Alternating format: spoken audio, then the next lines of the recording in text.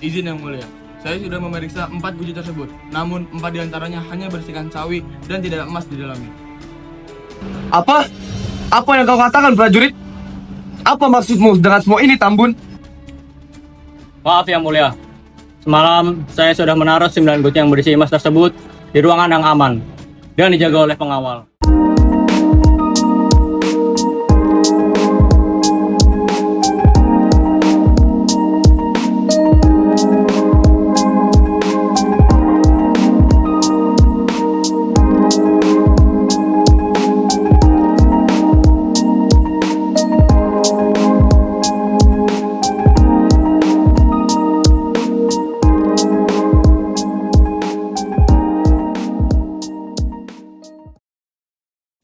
Pada zaman dahulu kala, di wilayah sekitaran Sungai Musi, berdiri kerajaan bernama Kerajaan Sriwijaya.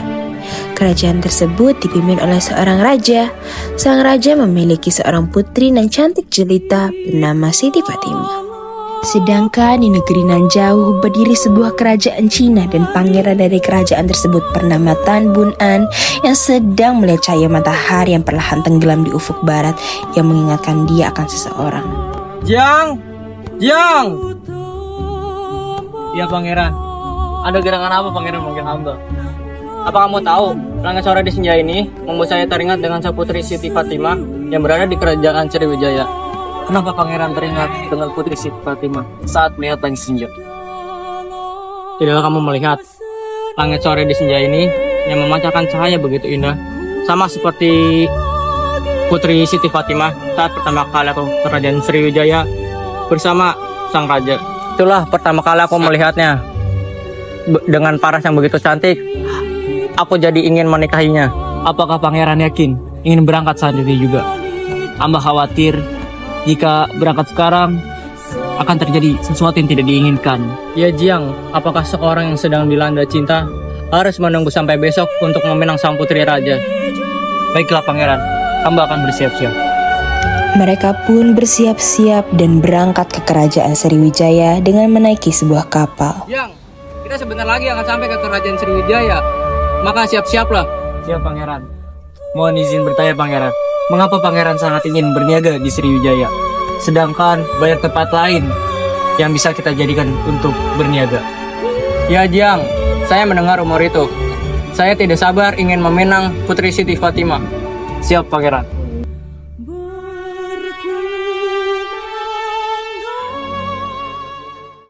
Akhirnya Tan Bun dan Jiang pun sampai dan datang ke kerajaan Sriwijaya untuk menemui sang raja.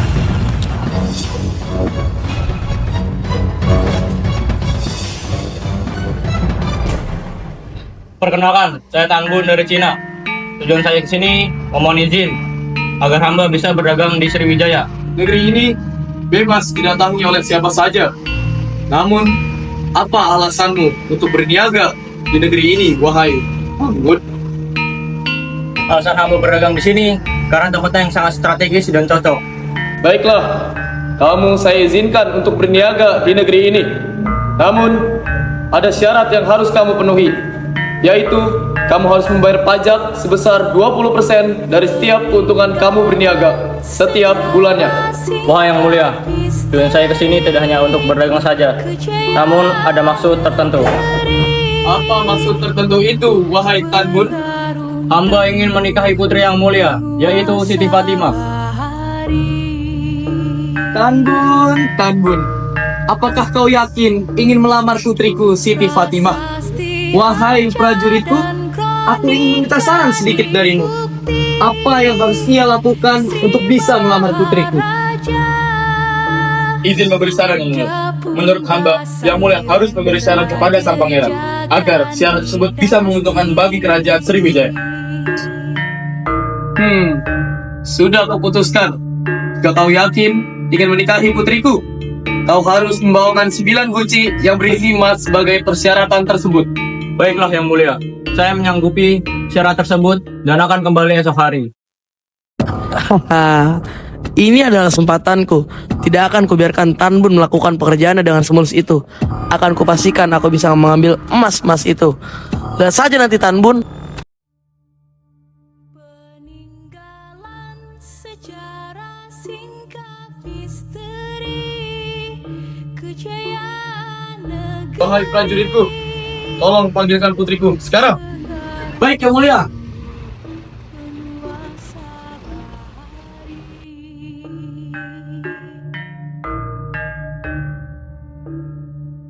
Prasasti Wahai putriku, ada seorang pemuda dari negeri Cina bernama Tan Bun.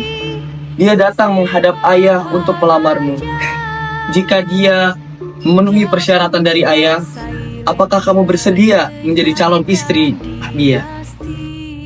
Ayah, sebenarnya aku sudah mengenal Pangeran Tan Bun sebelumnya, dan aku menyukainya sejak pandangan pertama. Jika Pangeran Tan Bun memenuhi persyaratan tersebut, apakah ayah merestui hubunganku dengannya? Nah, jika kamu bahagia, ayah ikut bahagia. Kita lihat esok hari, apakah dia bisa memenuhi syarat dari ayah. Hari sudah mulai gelap, beristirahatlah, putriku. Baik, ayahanda.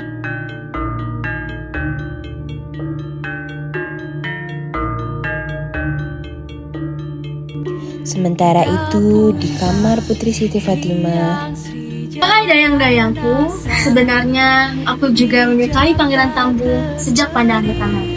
Dengan keberaniannya dia melamarku, rasanya Pangeran Tan Bun siap menjadi calon suamiku. Wahai Putri Fatimah, jika kau yakin dengan pilihanmu, maka kami akan selalu mendukungmu, Putri. Apapun pilihanmu. hari pun semakin malam dan Tan Bun pun bersiap untuk beristirahat dengan prajurit. Wahai Jang, hari sudah mulai gelap. Waktunya kita untuk istirahat dan bangun esok pagi untuk ke kerajaan Sriwijaya dan mengantarkan 9 guci emas ini. Baiklah yang mulia. Kalau hamba boleh tahu, di mana hamba dapat menyimpan guci emas tersebut yang mulia? Hamba khawatir terjadi hal-hal yang tidak diinginkan yang mulia. Taruhlah guci emas tersebut di ruang peristirahatan kita. Karena saya sudah membayar dengan harga yang setimpal untuk menjaga keamanan guci ini.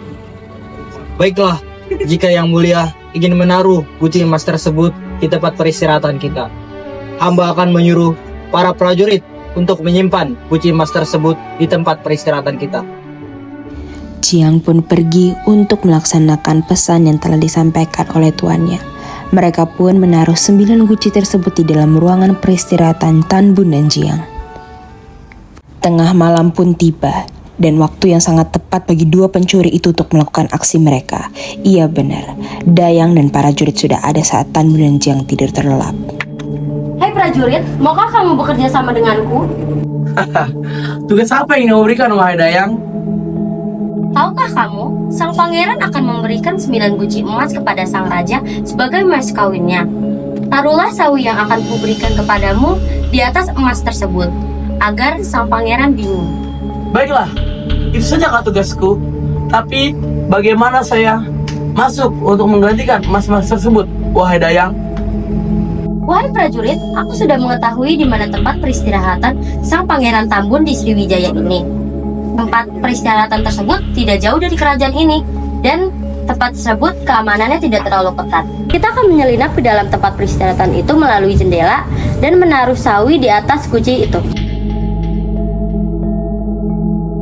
Wahai prajurit, apakah kamu sudah membawa apa yang aku suruh bawakan kemarin? Siap sudah, wahai Dayang. Saya sudah membelikan sawi tersebut. Tetapi sawi tersebut telah dimakan oleh kambing. Tetapi saya sudah membelinya lagi, wahai Dayang. Yang benar saja kamu prajurit. Saya tidak percaya. Yang penting, rencana kita harus berhasil.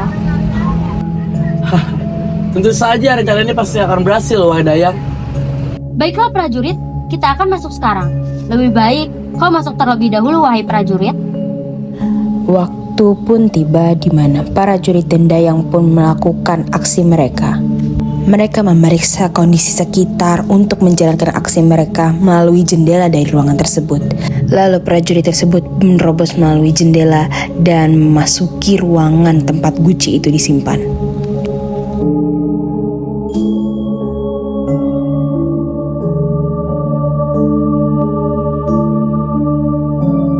Sang prajurit pun mengambil emas-emas dari guci tersebut dan menukarnya dengan sayur sawi yang sudah mereka beli. Akan tetapi saat ia mengambil emas di guci kelima, sang prajurit tidak sengaja menyinggol salah satu guci tersebut dan membuatnya jatuh.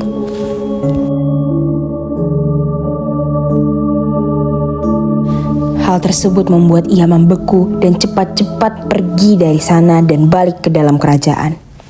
Langit pun kembali terang. Tan Bun dan Jiang pun tidur tanpa menyadari bahwa emas itu telah diambil dan ditutupi sawi. Lalu Jiang pun segera bangun dan hendak melihat kondisi 9 guci emas tersebut.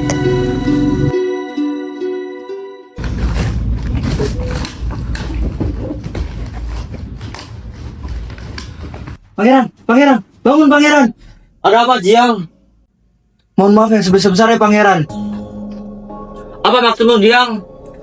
Ampun pangeran, emas-emas yang berada di dalam guci ini menghilang pangeran. Padahal setelah dipindahkan, guci-guci ini berisi emas semua pangeran. Lalu bagaimana sekarang, Jiang? Mana mungkin bisa aku mengasih 9 guci yang berisi sawi? Sedangkan yang saya janjikan kepada raja memberikan 9 guci emas. Kalau raja sampai tahu, pasti dia sangatlah murka dan aku sangatlah malu. Sudah, tidak apa-apa pangeran. Lebih baik kita menghadap raja terlebih dahulu. Mungkin saja kita mendapat keringanan dari raja pangeran. Mereka pun akhirnya datang ke kerajaan Sriwijaya untuk memenuhi janji.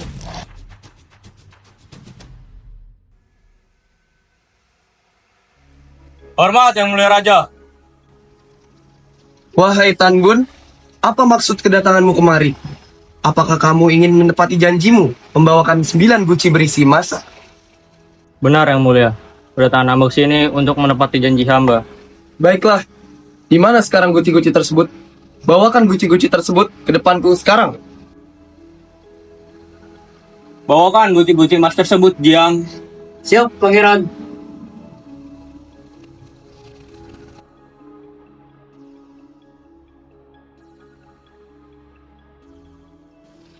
Wahai prajurit, ambillah emas-emas tersebut, lalu taruhlah di tempat yang telah kusediakan.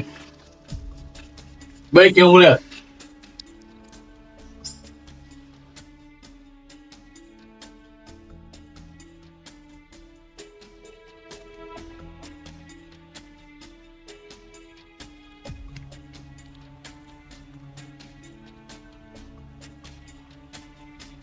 Izin yang mulia. Saya sudah memeriksa 4 guci tersebut. Namun 4 diantaranya hanya bersihkan sawi dan tidak ada emas di dalamnya.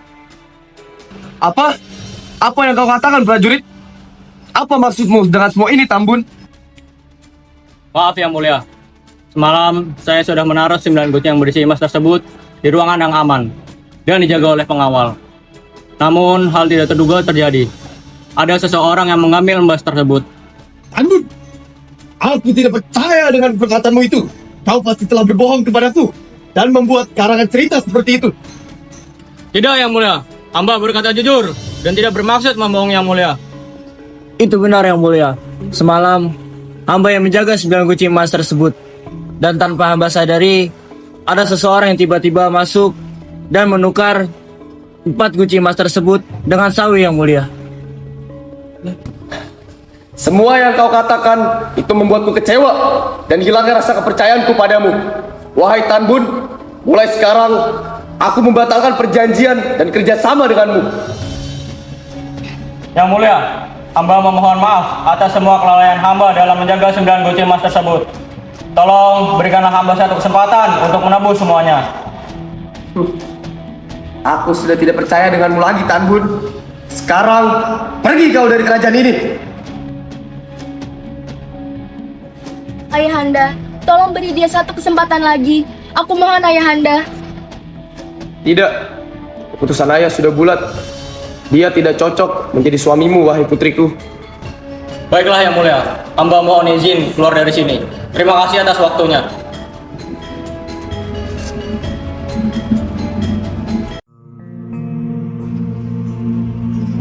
Jiang,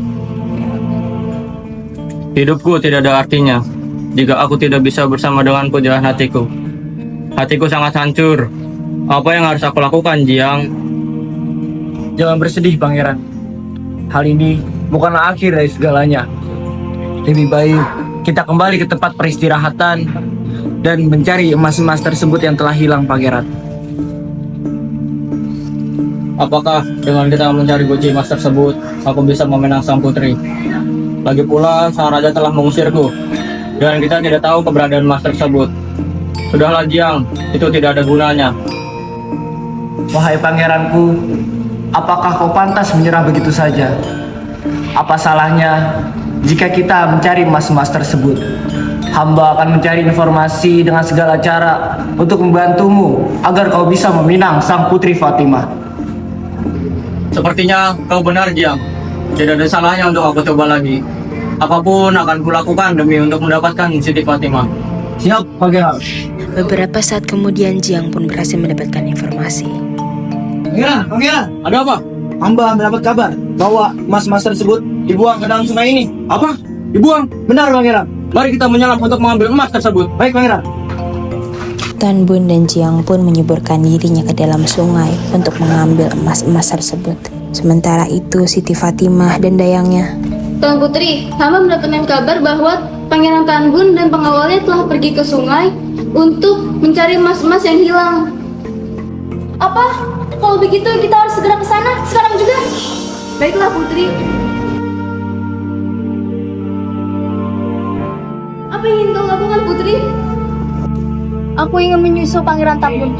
Jika esok pagi aku tidak kunjung kembali dan muncul sebuah gundukan tanah, itu adalah kuburanku. Apakah kau benar Putri? Iya. Terima kasih Dayangku.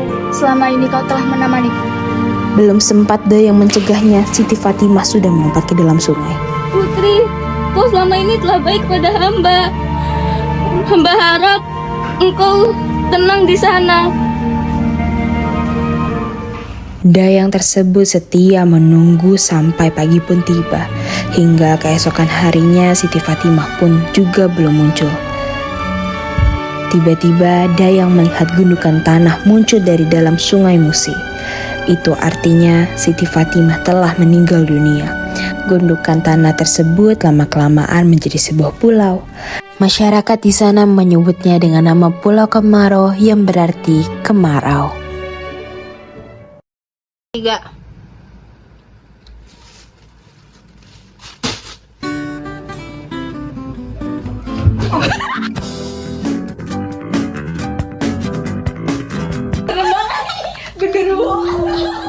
Bombastic side eye, criminal offensive side eye.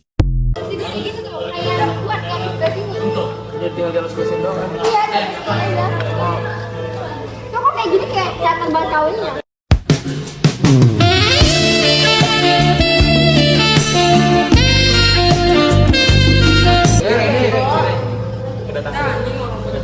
Izin membeli syarat.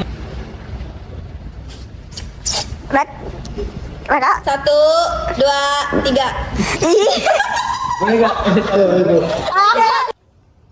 Belum mewing 1 bulan.